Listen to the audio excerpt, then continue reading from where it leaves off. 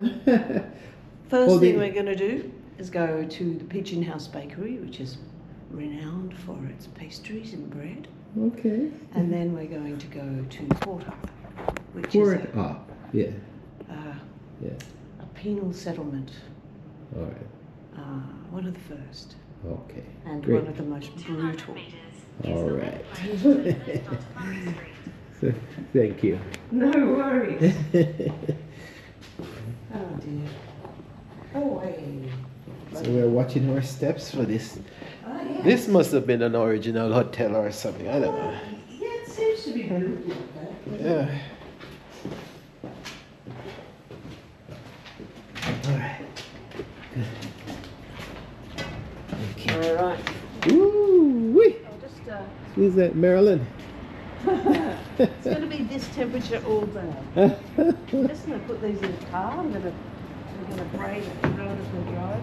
This city is Wow, at least the capture of the city, cool and crisp.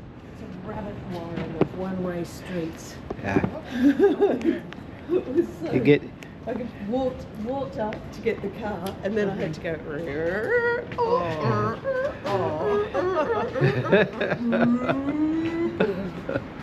Good morning, folks. This is Shippity Explorer. We are a gang of 3, and we are exploring the city.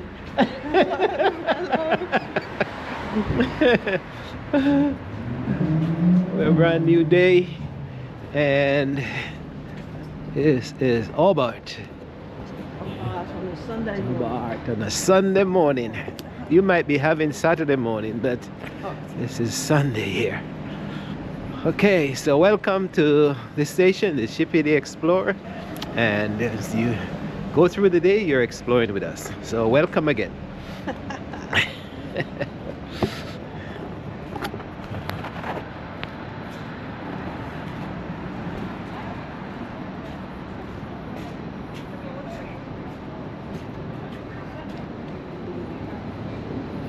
So you got to sleep Yeah. somewhat? I think I gave myself the wrong pillow. Oh, So I woke up in the middle of the night and gave myself oh, I got up many times. Did you? Yeah, but that's my. See, yeah, that's how we sleep though. You get up. Oh, that's what you do. Yeah. So we just walk down here and it's in the next bit. All right. Oh, the other thing is, the T-Mag isn't open tomorrow, so that Aboriginal exhibition. So Okay. we can try and do it this afternoon. All right. When we get back. Oh, we good. Yeah. Okay. Good. Argyle. Huh. Argyle, England. Yeah, lots of English and Scottish names in this town. Yeah. In this whole state. Right. You can see. And we're lucky they have something open because English, the whole city's shut down. Yeah. You know? It's Launceston. We're Yeah. hard pressed.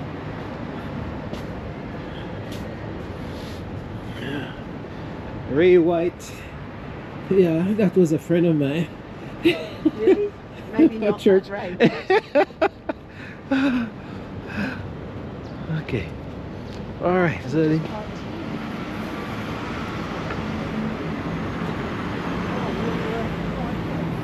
yeah.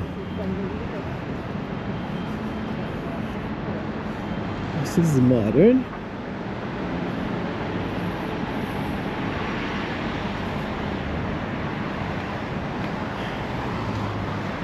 Going down to that blue banner. Okay. So, our place. You mean on the right side? No, here. This On the- it's on the right side. on the right. Isn't that a beautiful power box? Ah. Just feel really good. Oh, you love the. You love the high. Oh, ingenious. That's the lock, you know. And people are still.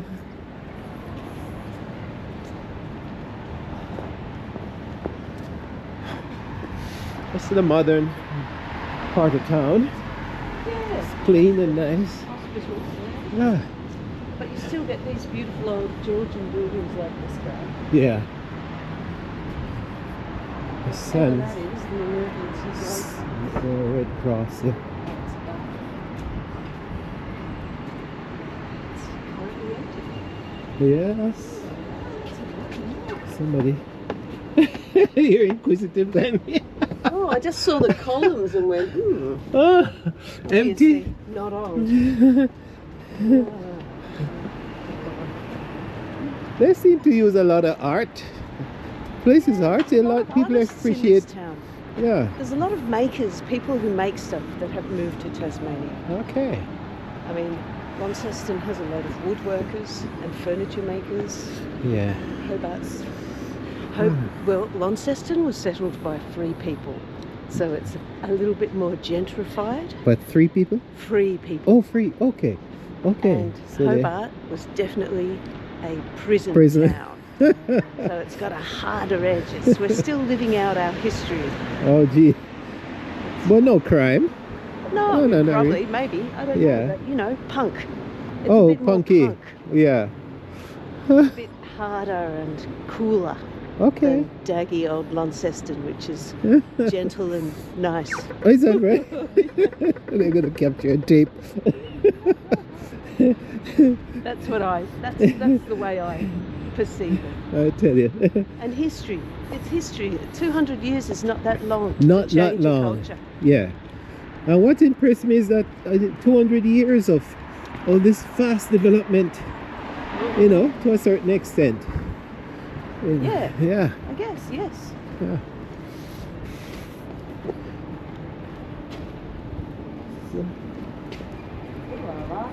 Ooh.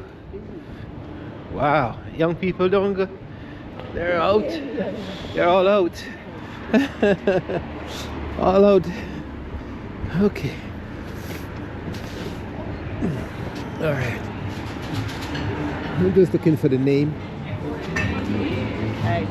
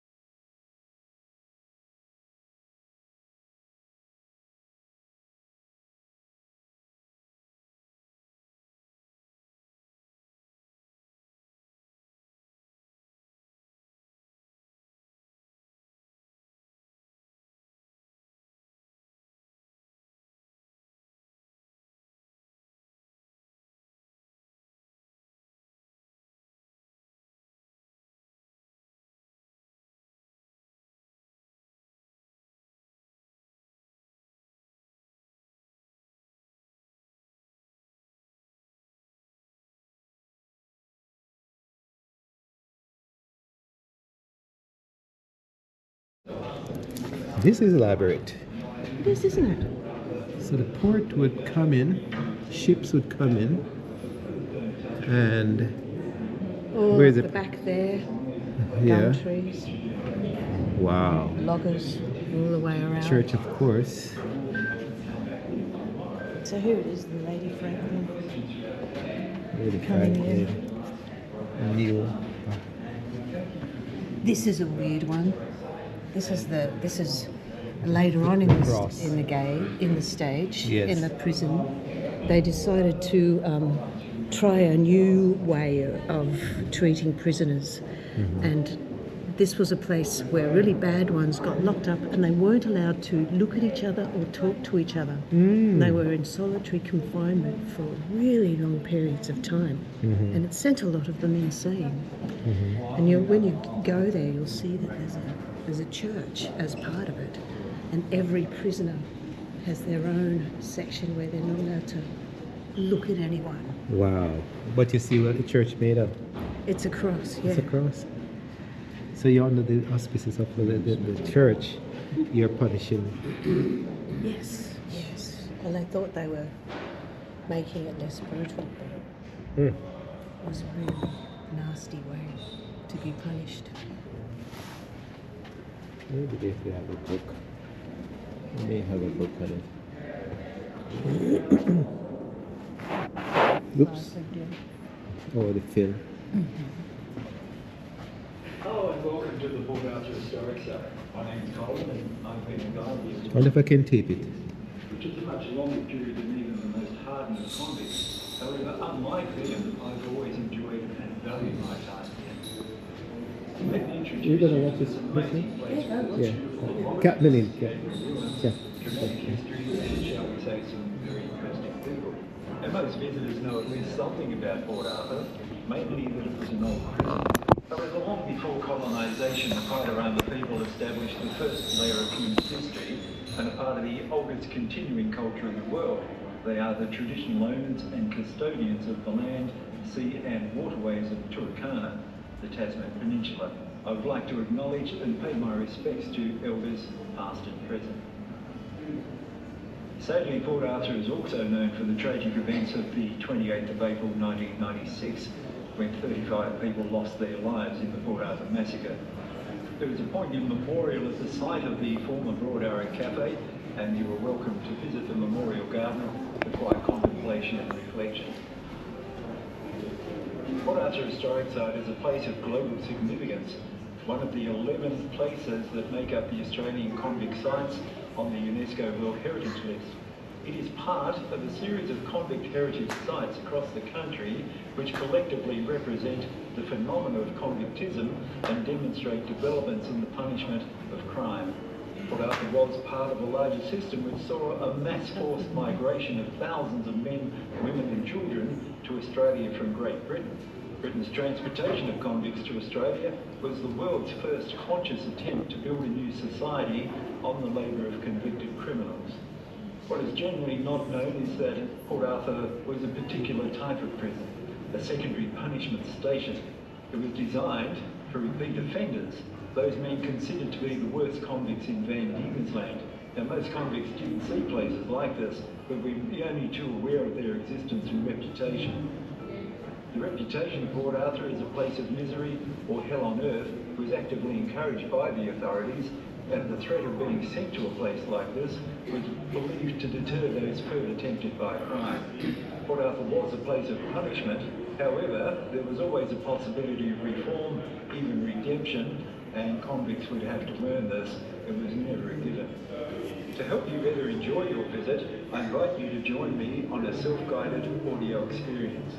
You can download the Port Arthur experience from iTunes or Google Play or wherever you find your podcasts.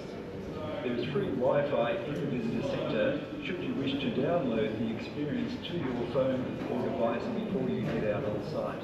There are visitor guides available at several locations. See the kangaroo.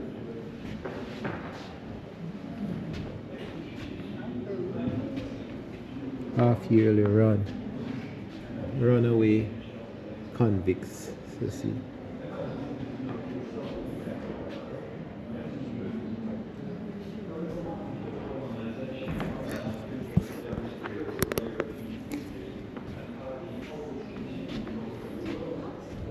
Village times.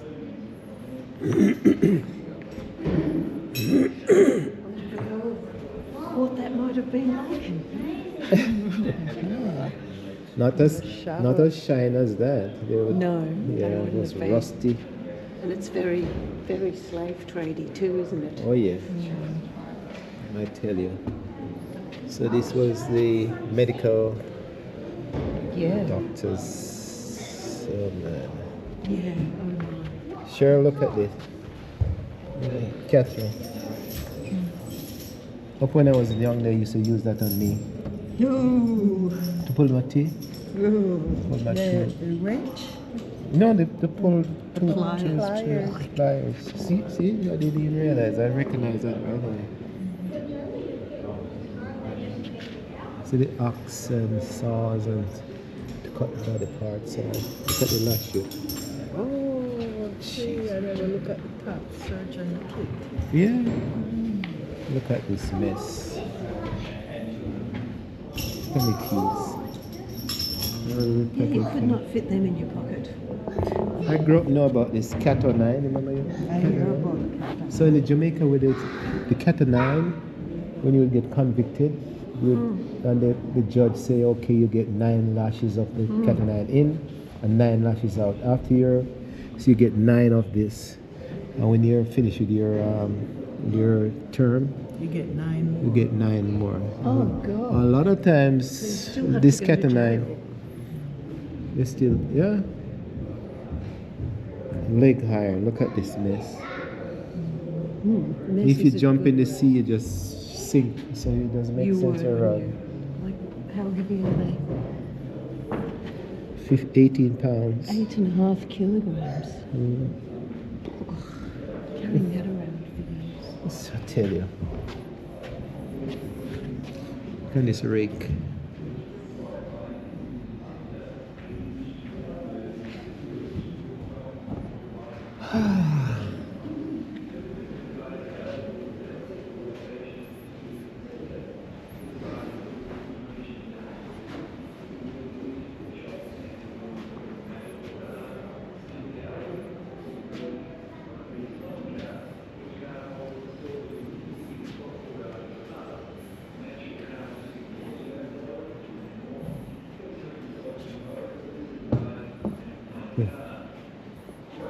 I'm here.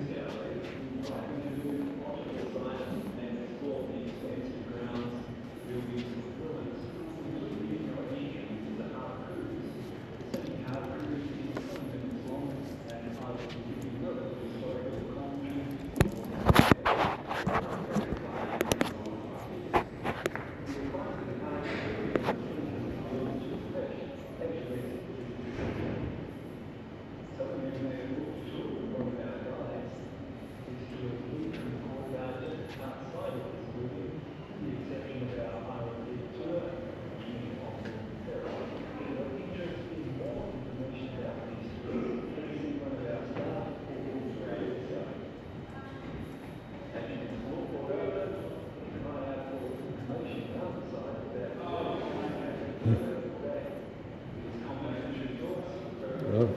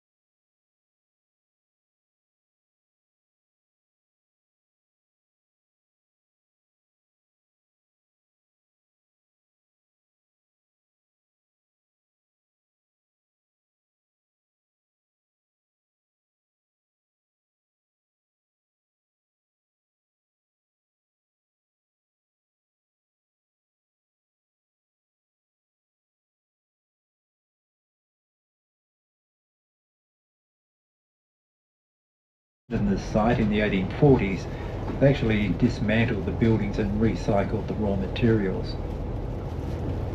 Problems with Point Pool was about resources and the fact that it was such a cold, windswept place. All resources had to be taken over there, and this includes water even, all the materials for their trades, rations, etc. So this almost guaranteed high ground for the free, low ground for the bond.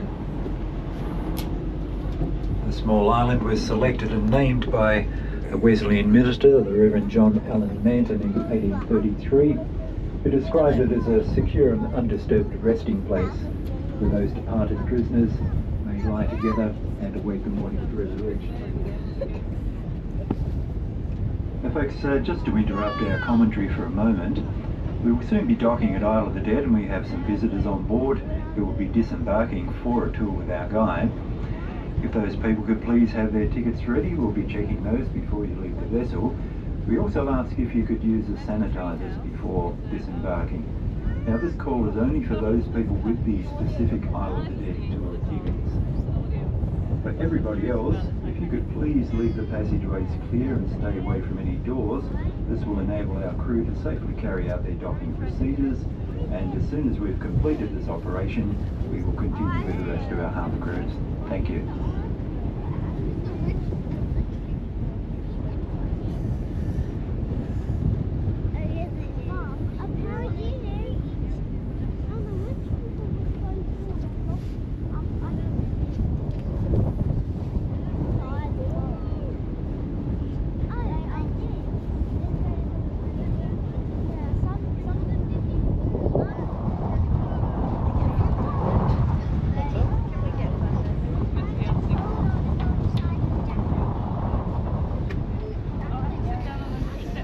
So we're stopping, as you hear, Shippy. We are still exploring, and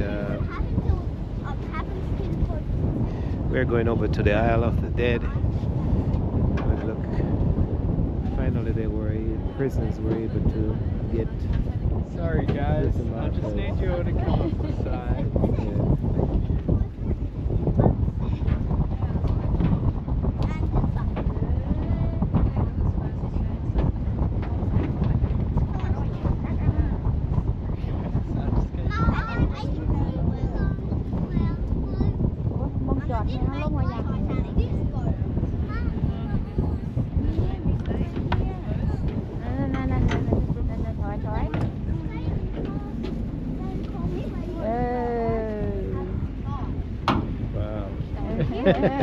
Good catch.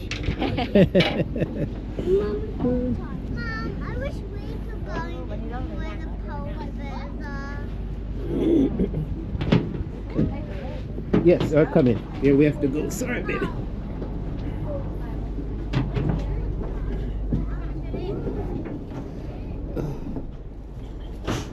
Take it, baby. Thanks.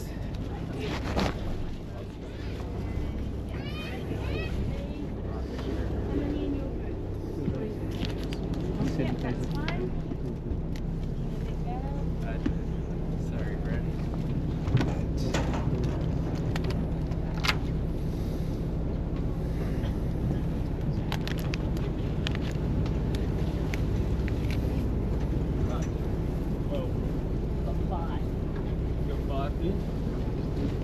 Anyone else with tickets for the Isle of the Dead walking tour? Okay,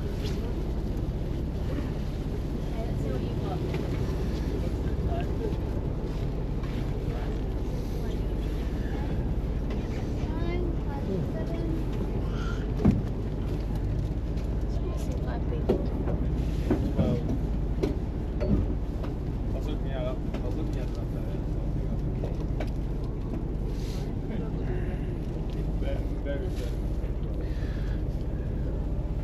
Anyone else with tickets for the Isle of the Dead walking tour? You're about to miss your tour. Go check the number again. Yeah. It's 1, 2, 3, 4, 5, 6, 7. They might be outside.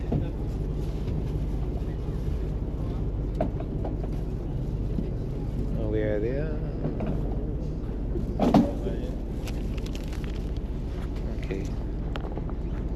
stops for them. Good? That's so good. Yeah, hey, good. Come this way, my dears. Have fun, guys.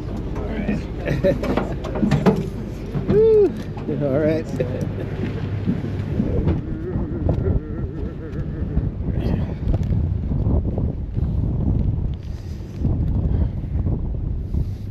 feel like I'm in the refrigerator now. But it's better for me than the heat. Keeps I me, feel the same. it keeps me alive.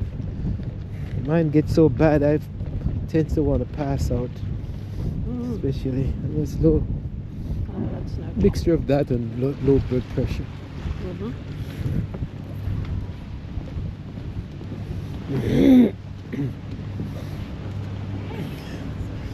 Oh, Shirley gone up. She'll always lift her bag. Hang on. We've got something happening. You found them? Oh.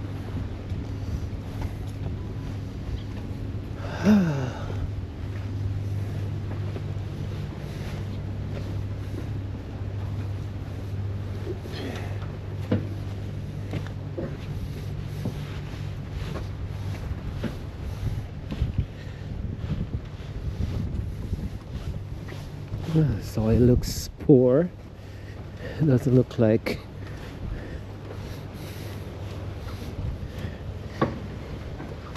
wow.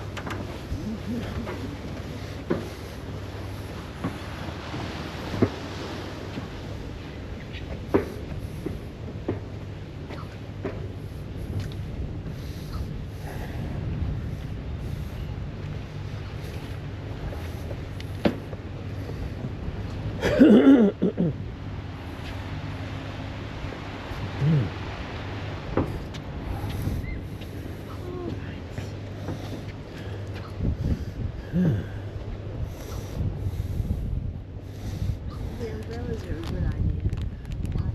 Today. Never know. Rain's almost a certainty down here this time of year. Okay, hello everybody, welcome.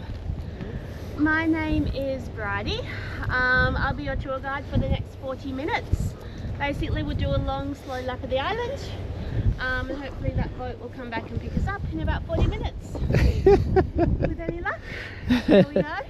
There is no shelter on this island. We will get out of the wind in a moment, but if it does start to rain, there's not much really I can do for you. So good job with the umbrellas. Get in a grave. Some of us are alright.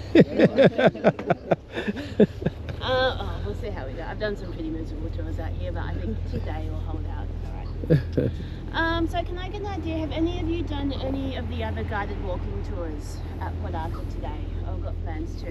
No? The introductory one, good. Did the ghost one last day. I did the ghost one. We did the sunset one. Nice. That's nice. Yeah. Yeah, very different place. Right, that gives me an idea of where you guys are at. Alright, so Port Arthur starts off as a timber getting camp, 1830. Within about 3 years, 1833, they decide to turn that little timber getting camp into a secondary punishment station, somewhere to send the more difficult convicts. They've got all sorts of industrial ideas and ambitions and plans for this place. But one thing they realise really quickly is they're going to need a cemetery. In those days, mortality rates were quite high. People tended to die young. But also these are highly religious times. They placed a huge amount of importance on how a body was treated after death. Certainly for a lot of these convicts, they got more dignity in death than they ever received in life. This island was chosen as a cemetery for a couple of reasons. Firstly, this is a highly exposed site. If you have a look around us, all of our trees are quite small and twisted. The wind howls through here. So there's no decent timber out here. The soil is deep and sandy and dry, so it's not suitable for any sort of agricultural production. It's a patch of land quite close to the settlement that can't be put to any sort of productive use, so they allocate it as a cemetery. Everything you can see around us here is reserved for our convict burials. Our free people, our prison workers and their families are buried up on the northern part of the island, and we'll get up there in about 15 or 20 minutes. Convicts weren't allowed a gravestone or a grave monument, just a little mound of earth to mark their passing. About 4,600 convicts died under sentence right across Tasmania. They're buried in about 70 different cemeteries. This is the only one of those 70 odd convict cemeteries where they weren't allowed a grave marker. So it's an additional punishment that they're putting onto the Port Arthur prisoners. Basically saying these men lived lives of disgrace, they don't deserve to be remembered. By the early 1850s, things are changing around here. Port Arthur is still very much a prison, but it's from the 1850s onwards it starts to take on welfare recipients as well, who they call paupers. These are very often ex-convicts who are ill, who can't take care of themselves. So it starts to take on a bit of a welfare role as well as a prison role. So from the 1850s onwards, you do see a few stones popping up for convicts. But in order for a convict to get a stone out here, someone's going to pay for it. That someone is usually the convict's family, and they're usually back in England. So in order for a convict to receive a stone, news of their death has to travel back to England. That goes in a little letter on a boat. That takes 4 to 6 months. Once the family receive the sad news, they'll gather up the money and they'll send the money back out to the colonies. That goes by boat. That takes another 4 to 6 months. Once that money has been reconciled, our convict stonemasons at Port Arthur will make the stone. They'll physically manufacture the stone. They'll row it out across the harbour, they'll lug it up those rocks, and when they finally get the thing out here, they're confronted with hundreds of unmarked graves. And they've got to make a decision about where they're going to put this thing. So realistically for our convicts, these are memorial stones more so than grave markers. We might go for a wander now. The biggest spot though. I was thinking the same. I think they would have picked the biggest spot for a cemetery. It's not very big. 2 acres. And it was big enough for what they needed to do. People in those days were a hell of a lot shorter than what you are. And if we're honest about it, human bodies don't actually take up that much space. We feel a bit more. Or would they have buried in some of the convents on top of other convents as well? No, no evidence of mass burials out here. Very Christian cemetery. So a plain wooden coffin buried about 6 foot under the ground with a religious service straight out before it was covered over. If the person being buried isn't of the reverend's religion or denomination, then he'll read out a service that approximates that religion. So they did the best they could do. Hold that question, we'll get to it. Okay. Alright, we might go for a wander. We'll head over this way, we'll get out of this wind, and I'll show you the youngest stone that we have on the island. Okay.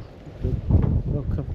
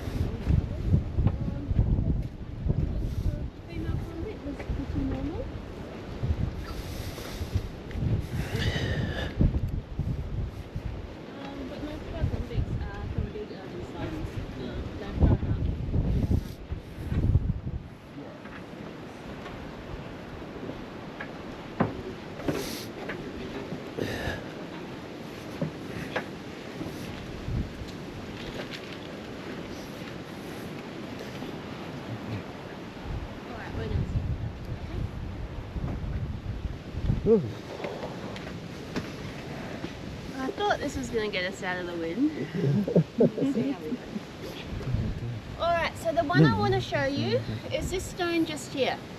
This is the youngest stone we have on the island. It's not actually convict era, this one.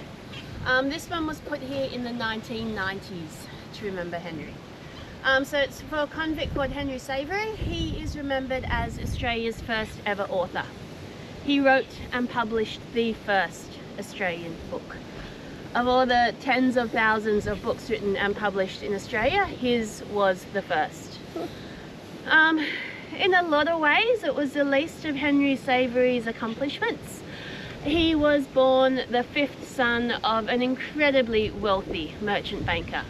He was an aristocrat. He moved in the finest circles of society.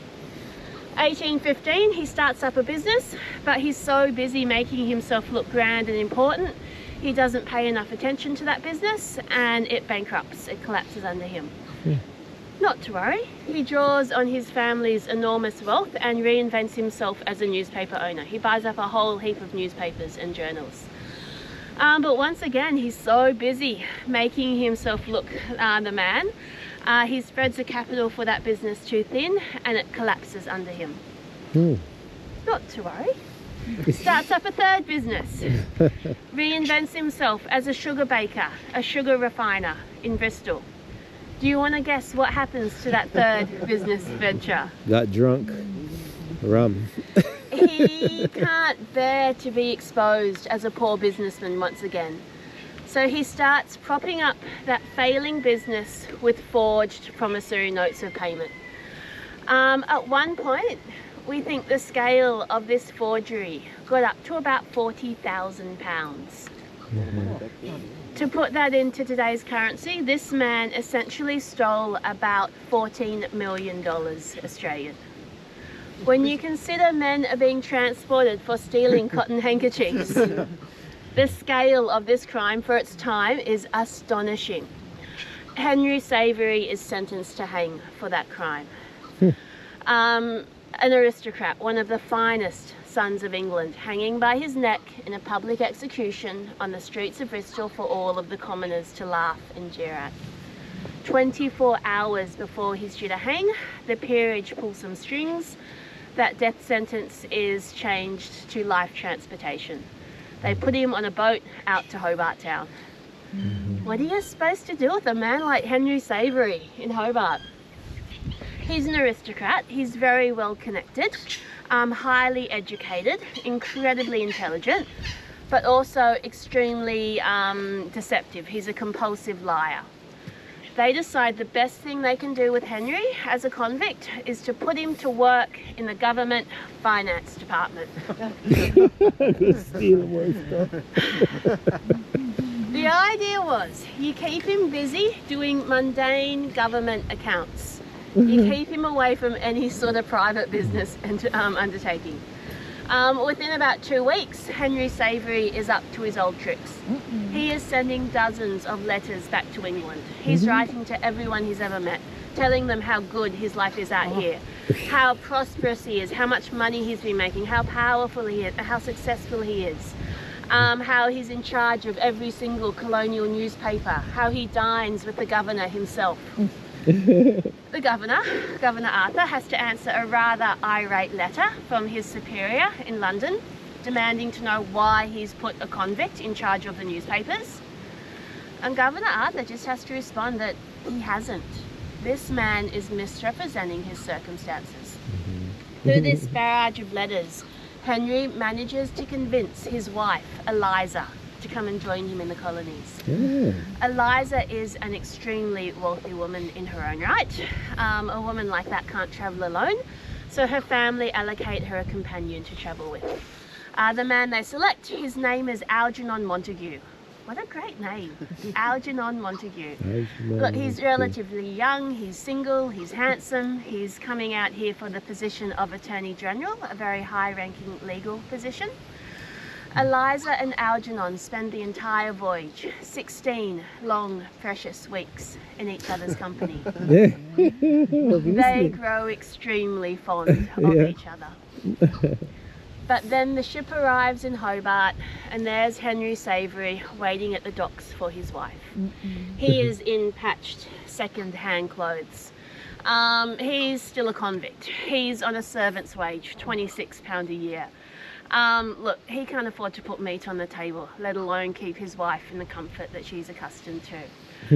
Henry isn't the only person waiting at the docks for Eliza, because Henry has racked up a whole heap of debt out here in the colony, and that debt falls immediately onto Eliza when she arrives. I'll just check if that's got something to do with us. Go ahead.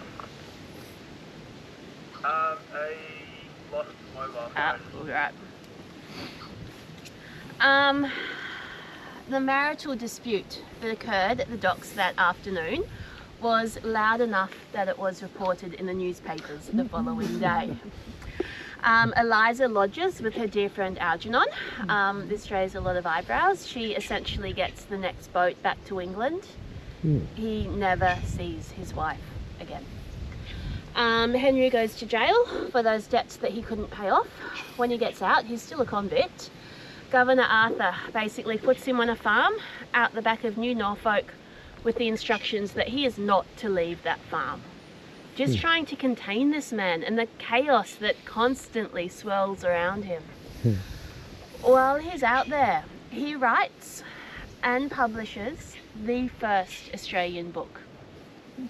It's called Quintus Severington, which roughly means fifth son, and it's kind of autobiographical. The book follows his life's journey, but the book has a fairy tale ending. At the end of the book, he returns to England, reunites with his dear beloved wife, and they retire peacefully together to a country estate. Fiction, yeah. It's called historical fiction. The reality for Henry is much, much more bleak. Yeah. Eventually Henry gets his ticket of leave, he gets his freedom. He reinvents himself as an agriculturalist. Out here on this stolen Aboriginal land, all of the money is in agriculture. Do you want to guess what happens to that agriculture business? Fail. In what must have been incredibly desperate circumstances for him, he starts to prop up that failing business with forged bills of payment. The crime that got him transported in the first place. Yeah. Within 2.5 months, they work out what he's doing, and he's up before the magistrate. The magistrate is one Algernon Montague. What are the chances? Shows him no mercy whatsoever, and he's sentenced to life at Port Arthur. Wow. We get one more glimpse of Henry. 12 months after he's sent to Port Arthur, a journalist called Robert Burns passes through the prison and makes some written observations about Henry, and those observations still survive. In it he says that Henry is lying on a makeshift bed in the prison hospital. His body is frozen with paralysis, so perhaps there's been a stroke at some point. Around his neck are the scarce healed wounds of a knife, so there's been a suicide attempt at some point. 4 weeks after those observations are written down, Henry Savory dies in the prison hospital. The cause of death is not noted, and he's buried out here in an unmarked grave. This man, he was born to more wealth and privilege than any of the men buried around him could ever understand or comprehend. But that compulsion to deceive, to make himself appear more than what he was, I think it was his downfall. His book, Quintus Severington, I haven't read all of it. I've read some of it. To be honest, it's not very good. An Australian Literacy Association paid for it. I can't think of their name off the top of my head. Do we have women marry here too? No, so he had one wife, Eliza, back in England. Okay. Often convicts would remarry when they came to the colonies, but he didn't.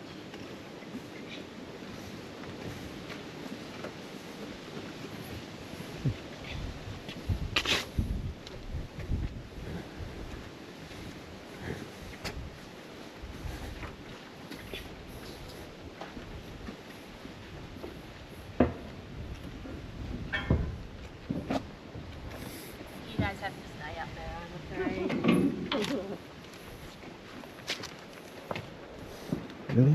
So this is the next one that I want to show you. So this one is for a convict. It's a shame we don't have a bit more light on it. Let's see if the sun will come out for us a bit. This is easily the most ornate stone that we've got on the island. There's an incredible amount of detail on this thing. You've got the rope border, you've got the scroll work around the word sacred. We've got flowers and vines, more flowers, more flowers. There's little vases and flowers. And if you look really carefully at this stone, we've got two names. William Mansfield, that's the convict who this stone remembers. And right down the bottom here, we've got another name. Can you see it? Pickering. Pickering, yeah. T. Pickering, Thomas Pickering. Thomas Pickering is a convict who carved this stone. Oh. So Thomas Pickering carved, I think it was 20 of the stones on the island. You can pick his work because either he writes his name on it or he uses this rope border. This rope border is his signature motive. So Thomas Pickering, our monumental stonemasonist, he was initially transported as a teenager for pickpocketing. Even as a kid, he had pretty skillful fingers. He spends about 2.5 years in the convict system, where he picks up the skill of stonemasonry and monumental stonemasonry in particular, and then they simply set him free to live and work in the colonies. At this point, he's got it made. He's in his early 20s. He's a very skilled craftsperson. There's no shortage of work for him. But then Thomas Pickering does something incredibly stupid. Thomas Pickering falls into the company of one William Mansfield. Together, these two men commit a crime. They break into someone's house and they're caught doing it. They're both sentenced to life transportation and they're sent out to the notorious Norfolk Island punishment station, Sydney's punishment station. In a lot of ways, Norfolk Island was more brutal than what Port Arthur ever was. These two men endure 5 years on Norfolk Island. I would love to know what the relationship was like between these two men. Were they friends? Did they support each other and help each other to survive those difficult prison years? Or did they hate each other and blame each other for that bungled crime that destroyed their lives? Eventually they start to pack up Norfolk Island. All of the convicts at Norfolk Island are eventually transferred to Port Arthur. These two men are transferred to Port Arthur within a few months of each other. William Mansfield's at Port Arthur for about 12 months when he dies from pneumonia, from chest infection, at the ripe old age of 32. So how does William Mansfield get such a magnificent stone? William Mansfield, we know that his family had money. The reason we know this is because he was initially transported for stealing from his father. Yeah.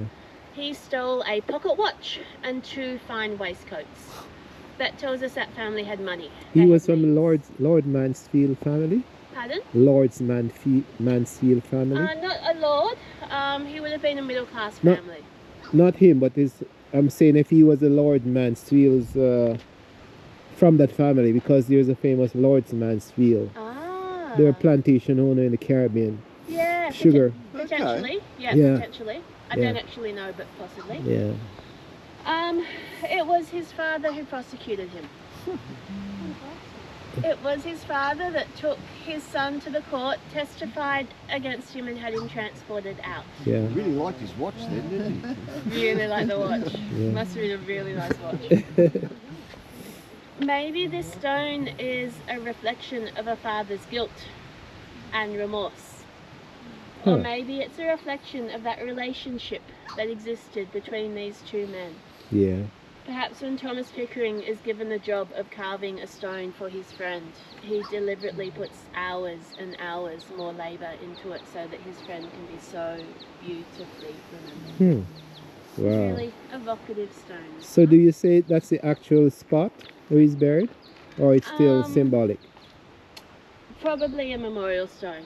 He might be buried there or he might not. Okay. They didn't really keep a record of who was buried where. Once they were sort of entrusted into God's care, you don't see many more written records on them. Yeah. Right, Wow. we're going to continue around a little bit further. Follow her. Oh, she. Have to change the batteries. Almost done.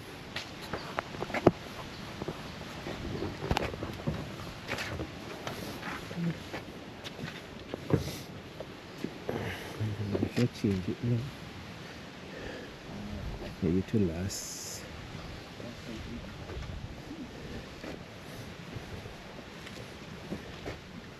Wow. When you change your battery, can you recharge? No, it's just gonna just use battery. Alright, so this is the high northern part of the island. So this is where our 3 people are buried. The ones behind me here, these are all for rank and file soldiers and their family members. They're quite large. What you're looking at here is only actually 2/3 of the stone. 30% of the stone is under the ground, so they're even larger than they look. Our soldiers don't earn much money. They're not free people by any stretch of the imagination. Their families can't afford these. Whenever a soldier dies out here or loses a family member, a hat will get passed around the soldiers' barracks. 100 or so soldiers will chip in and they'll raise enough money for that person to be remembered. We might go for a little bit of a wander. We might go up to the next one there. We'll have a closer look at some of our military stones.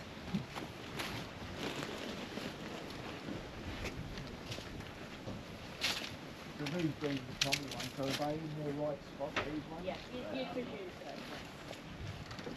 Look, some of them are missing. Some of them have been lost over the decades. And also they got what the families could afford.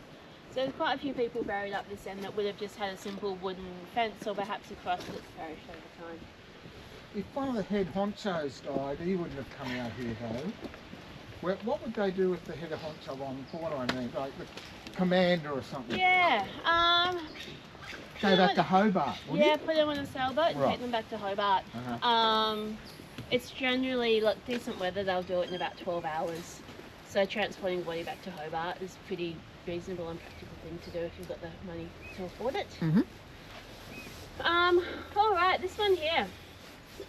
Private Robert Young. He was 19 years old when he died. He died doing his job. On the night that he died, a boy at the boys' prison had taken sick, so they called for the doctor. The doctor was rowed across the harbour by a team of convict oarsmen. Robert's job that night was to sit on the boat and guard it and make sure the convicts don't try and steal it. So they get to Point Poor, they get to the boys' prison. Our doctor goes to tend to his patients. Our convict oarsmen, they light themselves a little fire by the shore. It's a bitterly cold, dark night. They invite Robert to come and warm his hands at the fire, but he refuses. He's going to sit on that boat and shiver and do his duty. Our doctor finishes up his work and they return back to Port Arthur. When they get to the jetty, our doctor steps off the boat onto the jetty and starts to walk back to his family house. Robert Young steps off the boat onto the jetty. Our convicts then start to manoeuvre the boat around to get it into a boat shed for the night. As they're doing that in the darkness, they hear a cry and a splash. Somehow Robert has accidentally, in the darkness, he's stepped off the jetty into the water. He's misstepped. He's got his big leather soldier boots on. He's got his woolen greatcoat that comes down past his knees. I imagine it looked a bit like yours. He's got his rifle strapped to his body with its big bayonet sword attachment. He didn't know how to swim. He would have sunk like a stone. These convicts, they owe this man nothing. He is their jailer, he is their captor, he is the one thing standing between them and freedom. Our convicts, they don't hesitate, they dive into the water after him. Our doctor, hearing the commotion, comes back to the jetty with a lantern, so now they've got a little bit of light to see by. 9 minutes. It takes them 9 minutes to find Robert and get him up to the surface, by which point he had perished. So once again, a hat gets passed around the soldiers' barracks and enough people chip in that this 19-year-old soldier can be remembered. This one here is pretty interesting. James Andrew McDivitt. We don't know which convict carved this stone, but whoever he was, he probably couldn't read or write. Every single word on this stone has a full stop after it. There are 52 full stops on this stone. He also forgot to put the N in Andrew, but it's all right because look, he just added a little N afterwards. The other thing, James Andrew McDivitt, there were no McDivitts at Port Arthur. It's meant to say McDavid. The person ordering the stone has spoken with a strong Scottish accent, so McDavid has been transcribed as McDivitt. And that one's for a soldier's son, a little 2-year-old boy who accidentally drowned. That's not the only child that we've got buried up here. We might go along a little bit further and have a look at another one.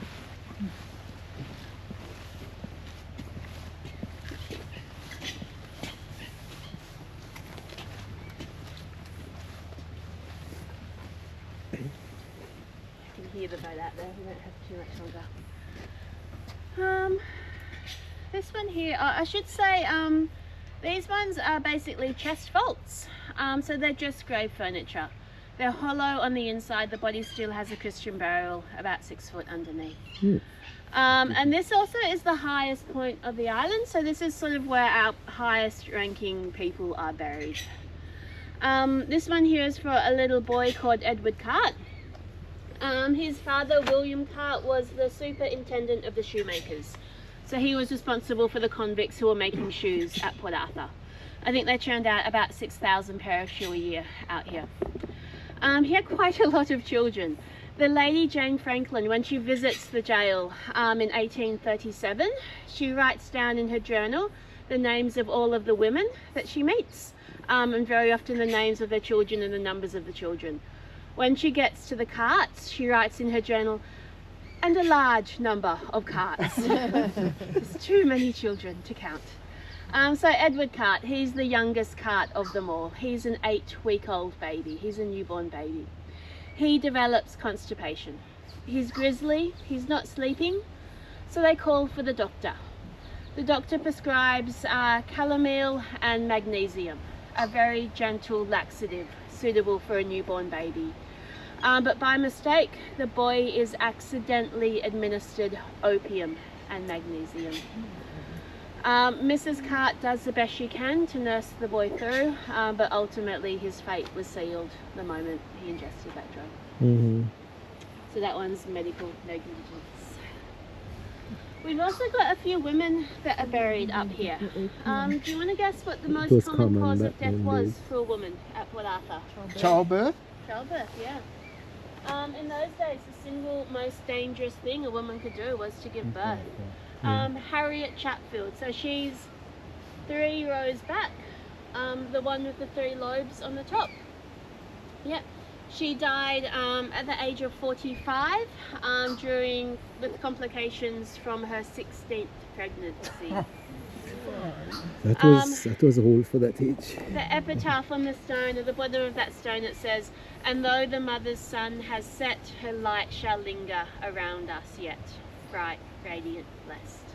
I think she was a woman who was missed. This one here. You might want to come over a little bit to have a good look at this one. Sorry, madam. That's all right. Get in No. Anne, wife of Michael Givens. Wife is not her name, wife is her lot in life. She was the wife of a soldier. She died at the age of 27, giving birth to her 2nd child after a week-long confinement, a week-long labour. Now Anne didn't survive this birth, but somehow, remarkably, her precious little newborn baby girl somehow did survive. But with no other women in the soldiers' barracks at that time capable of breastfeeding, that little baby is destined to die a slow death of dehydration, malnutrition. It's in these moments of life and death you see the social structures start to bend and flex a little bit.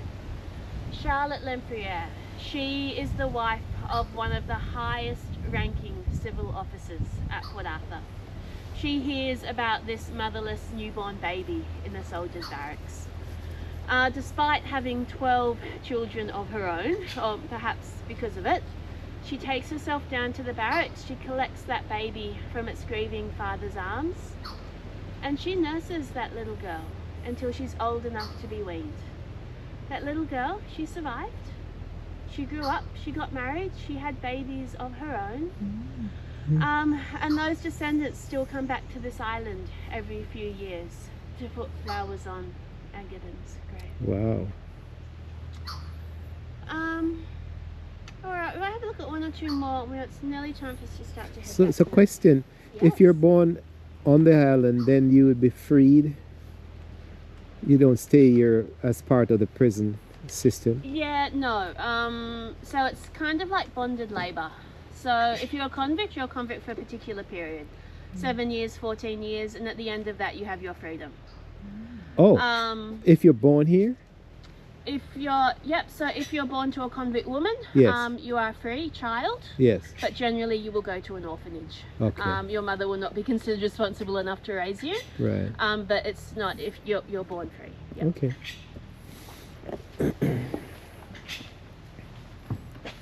A lot of the convict women, so Port Arthur was for men, so no convict women came to Port Arthur, but convict women were transported, and very often they're transported with their children. Yeah. Very often they're pregnant, very often they have young children that they're travelling with that they're transporting. Wow. Did any of you guys do a ghost tour last night? No, that was a different group. Alright, won't worry about that one. What we might do... Digging up the bodies. We got to that. You don't forget that. No, you bought umbrellas instead of shovels, as you know. Did they, Oh, is this the one from the very haunted house? Oh, right. Oh, that's right. Sorry, I completely forgot about that one. We're going to have to backtrack. Come back this way. Uh-oh. Thank you for reminding me. Completely forgot. This one here. It's a bit hard to read, but can you see 1831. the year on that? 1831. 1831, yeah. You might have remembered at the start I said that this cemetery was established in 1833. Yeah, we've got a stone here that says 31. So this is for Joseph Kerr. He was a soldier who died in a drowning accident in 1831. And what it says at the bottom of this stone, it's almost impossible to read, but it basically says that his remains were disinterred from the penal side. So this is the only evidence we have of a grave being moved or changed on the island. Penal side is really ambiguous. oh, you mean down there, the penal side where the prisoners, convicts were buried? Possibly. Or from What's most likely is that we know that occasionally they would refer to Port Arthur itself as the penal side of the harbour. So I think what's most likely has happened is that he's been buried close to the settlement in 1831, which, I mean, the settlement in that time would have been a few wooden huts and that's about it, because it was a timber getting camp. And then when this island was established as a cemetery in 1833, his remains have been moved and disinterred up here, so the thought being that he can rest in peace better up here than he can wherever he was first buried. Not the other way around was I asked. I'd have thought, did they get dug up from here and moved elsewhere? No. And no grave robbing? Like I said, this is really religious times. They believed in the morning of the resurrection, that at some point you will physically lift up out of your grave and your body will ascend into heaven. Mm-hmm. So how a body was treated after death and how it was laid to rest was very, very important to these people. Yeah. That's the reason for the last rite. Because if the priest can give you the last rite or whatever, Yeah. then you can raise back into Yeah. with Christ at the end. Yeah. Yeah. But you can imagine the average age of death for someone in Tasmania in the mid 1800s was early 40s. Yeah. These people, death would have been a very normal, everyday experience. Wow.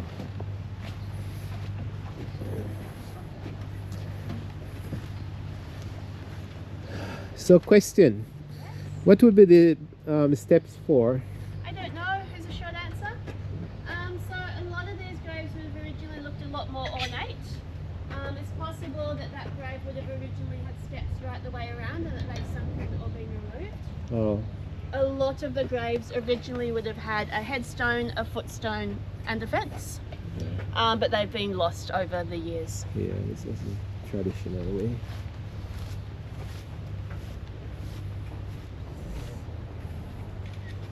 Look at this one.